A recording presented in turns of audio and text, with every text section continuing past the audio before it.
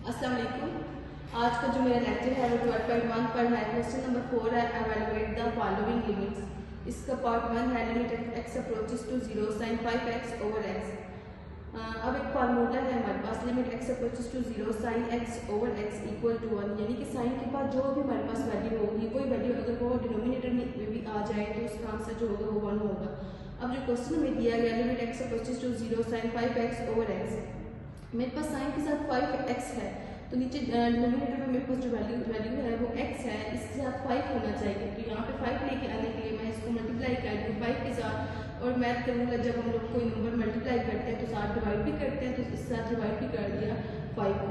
तो हमारे पास जो इस क्वेश्चन इसका बना, limit x approaches to 0 sin 5x over 5x साथ 5 का है। अब ये फार्मूला नीचे मेंशन किया है मैंने, limit x approaches to 0 sin x over x जो हो वो लिमिट जब अप्लाई होती है इसके ऊपर तो इसका आंसर जो होता है वो 1 आता है। तो इसके अकॉर्डिंग हम लोग क्वेश्चन को देखें, जो 5 को हमने पहले मल्टीप्लाई किया है तो स्टार्ट पे आ गया, उस पर लिमिट अप्लाई कर दिया x approaches to 0 sin 5x और 5x के ऊपर, तो इसका आंसर जो है, अब देखिए साइन के साथ जो वैल्यू है वही नीचे लिखी हुई है, तो दो इसका आंसर इस लिहाज से 1 आता है। तो 5 जब 1 से मल्टीप्लाई होगा तो इसका आंसर आ जाएगा यहाँ पर 1। नेक्स्ट क्वेश्चन नंबर 2 है, इसका limit x approaches to 0 sin x degree over x।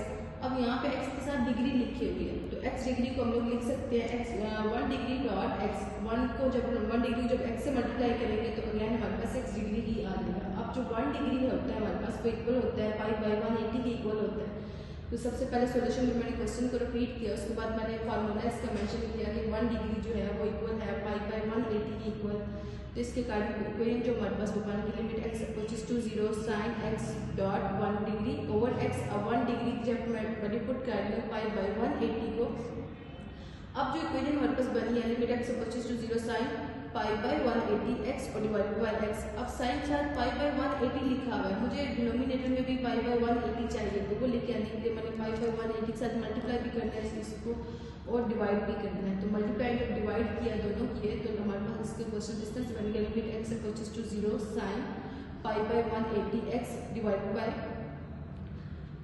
Pi by 180 divide multiply x साथ मल्टीप्लाई के साइन पाई बाई 180।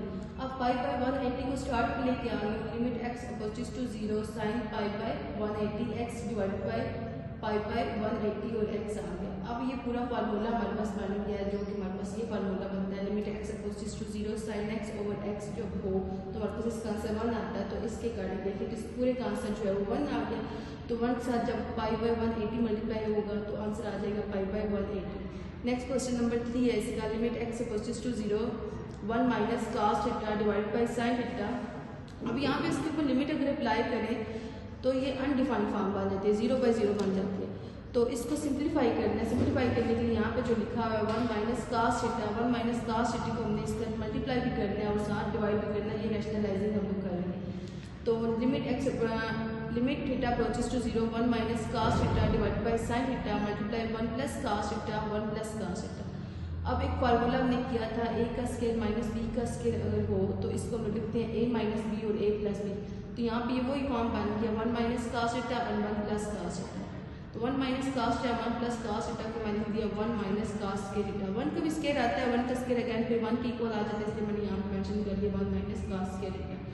और फिर उसके बाद नीचे वैल्यू डिनोमिनेटर में आ जाएगी sin थीटा, ब्रैकेट के अंदर 1 प्लस cos थीटा। अब एक फार्मूला है 1 माइनस cos स्केयर थीटा जो है इक्वल होता है sin स्केयर थीटा के। तो यहाँ पे 1 माइनस cos स्केयर थीटा लिखा हुआ, कॉन्स्टेंट पुट कर दिया sin स्केयर थीटा। तो हमारे पास इक्वेशन इसकी बन गई, limit theta approaches to 0 sin square theta sin theta divided by sin theta into 1 plus cos theta. अब sin स्केयर थीटा को sin थीटा से कैंसिल आउट करें, फिर उसके बाद वैल्यू हमारे पास इसकी बन जाती है sin theta divided bye 1 plus cos theta. अब इसके ऊपर सिंपल हम लोग लिमिट अप्लाई कर सकते हैं, लिमिट अप्लाई जहाँ जहाँ हमारे पास थीटा होगा वहाँ 0 पुट कर देंगे, तो sin थीटा की जगह आ गया 0 डिवाइडेड बाय 1 प्लस cos, जहाँ पे फिर थीटा लिखा है वहाँ पे 0 पुट कर दिया। sin 0 के ऊपर जो आंसर आता है वो 0 आता है, और उसके बाद डिवाइडेड बाय 1 प्लस cos 0 के ऊपर जो आंसर आता है वो 1 आता है, तो 0 ओवर 1 प्लस 1, तो आंसर आ गया 0 ओवर 2 और समथिंग 0 ओवर कोई भी नंबर नीचे लिखा हुआ हो तो उसका आंसर होता है वो 0 आता है। तो ये इसका सोल्यूशन है। ओके, अल्लाह हाफिज़।